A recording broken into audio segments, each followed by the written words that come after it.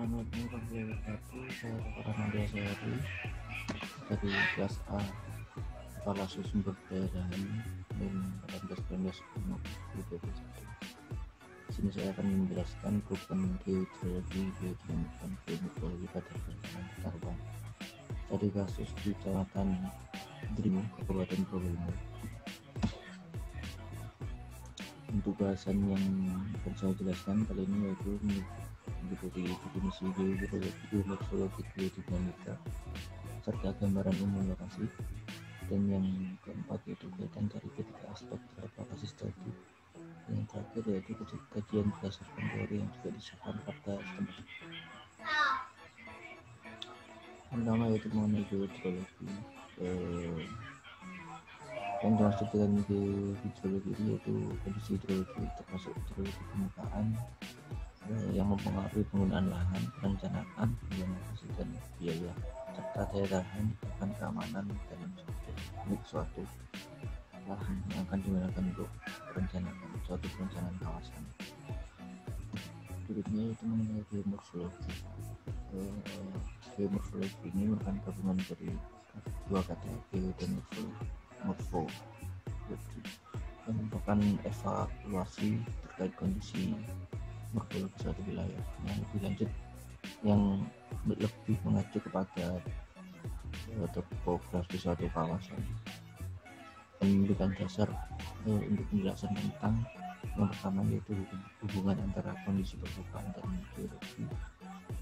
Yang kedua, asal usul dan perkembangan geografis elemen geomorfologi individu. Yang ketiga, pengaruh kondisi geomorfologi pada proses hidrologi dan geodinamika.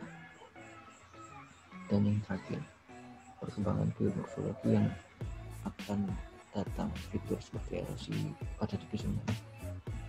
Selanjutnya itu mengenai geodinamika yang merupakan cabang ilmu geofisika yang menjelaskan mengenai dinamika bumi. Ini sebabnya digunakan dalam geodinamika untuk memahami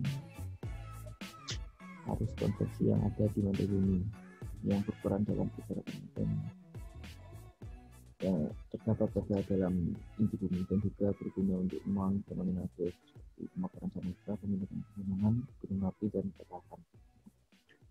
Selanjutnya yaitu mengenai gambaran lokasi. Lokasi yang saya ambil yaitu pada Kecamatan Dringu di Kabupaten Probolinggo yang terletak di bagian barat Kota Probolinggo.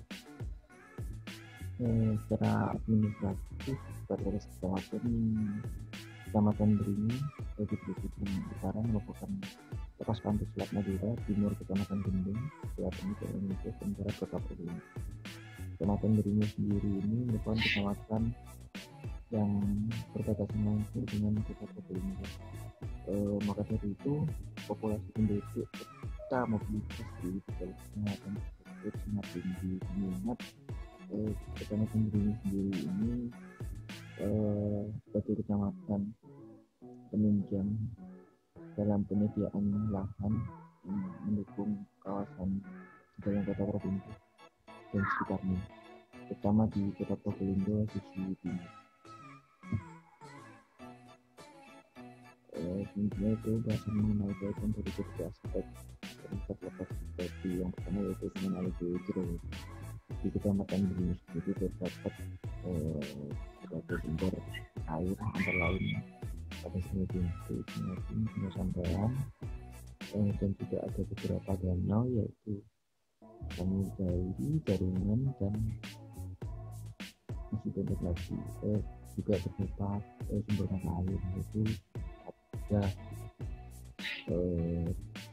di desa Tawansari dan terdapat mata air sumber bendo yang juga merupakan suatu jaringan PDAM di Kota Probolinggo maupun sebagian kabupaten Probolinggo. Jadi merupakan serta mengenai ketersediaan air di Kecamatan Dringu, Kabupaten Probolinggo. Tujuannya di sini akan ada SKP yang menunjukkan eliminasi yang tergambar di ruang menunjukkan bahwa ketersediaan air di wilayah tersebut sangat tinggi ketimbang wilayah yang berwarna biru itu. Selanjutnya itu mengenai geodinamik di cenderung diri sendiri. Kondisi geodinamik menjurus pada penggunaan pada itu pada penggunaan lahan di daerah sawah dan tanah sendiri pada dengan pemilihan lereng yang relatif landai. Juga Kecamatan Beringus sendiri ini berada di pesisir pantai. Dengan begitu mayoritas lahan di sana mengalami dataran rendah. Itu merupakan contoh data SKL terkait rentangan bencana erupsi ini, karena geodinamika sendiri ini nantinya akan menjurus ke mitigasi bencana. Bisa lihat di data ini, wilayah yang menunjukkan warna merah merupakan wilayah yang lebih rentan terkena bencana daripada wilayah berwarna kuning. Karena wilayah yang berwarna merah itu dilalui daerah aliran sungai yang dimana Kecamatan Beringus sendiri apabila musim hujan datang banjir pasti menerjang Kecamatan Beringus, terutama di sepanjang daerah aliran sungai Beringus sendiri. Selanjutnya itu mengenai geomorfologi yang mengacu pada kondisi topografi wilayah masalah kondisi untuk dapat mengetahui potensi dan kendala kecil perkembangan suatu kawasan. Kondisi topografi berkaitan dengan ketinggian. Kecamatan Beringus sendiri memiliki ketinggian 0 sampai 10 meter di atas permukaan, di mana daerah tersebut masuk dalam tingkatan tinggi.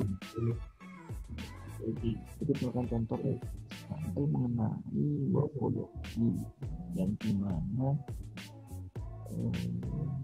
wilayah yang berwarna kuning ini menunjukkan morfologi rendah, yang berarti perkembangan suatu pertumbuhan di wilayah tersebut sangat pasif, sangat masif daripada yang berwarna abu-abu yang cenderung pasif. Kurang lebih seperti itu. Selanjutnya itu mengenai kajian berdasarkan teori yang berdasarkan pada perda setempat. Pada dari Kabupaten Probolinggo sendiri, kawasan Beringus masuk pada kawasan strategis, dan mana kawasan strategis tersebut berada di Desa Taman Sari yang merupakan tombak yang ditujukan untuk pengembangan pengolahan hasil ikan. Lebih tepatnya hasil ikan yang akan diolah menjadi produk unggulan ikan asap. Kawasan strategis ini nantinya merupakan kawasan yang di dalamnya berlangsung kegiatan yang mempunyai pengaruh besar terhadap perkembangan suatu kawasan di sekitarnya.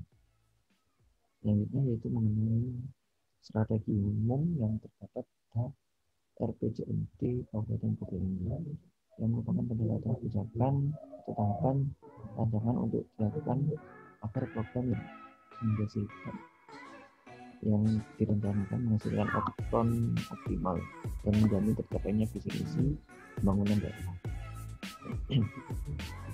Strategi umum pembangunan Kabupaten Probolinggo untuk manifestasi dari perwujudan bangunan jangka menengah daerah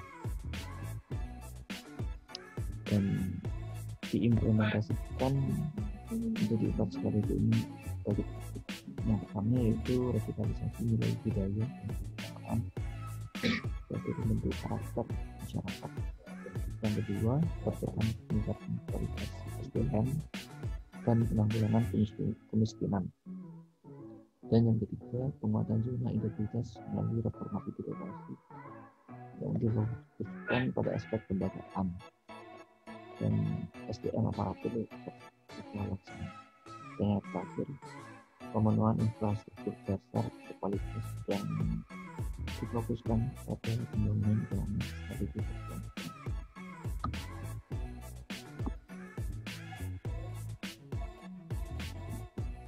Oke, sekian mungkin itu saja penjelasan dari saya mengenai tiga aspek, yaitu geodinamik, geometri, dan geohidrologi pada suatu kawasan bencana perencanaan. Kalau tidak ada sekitar, Assalamualaikum warahmatullahi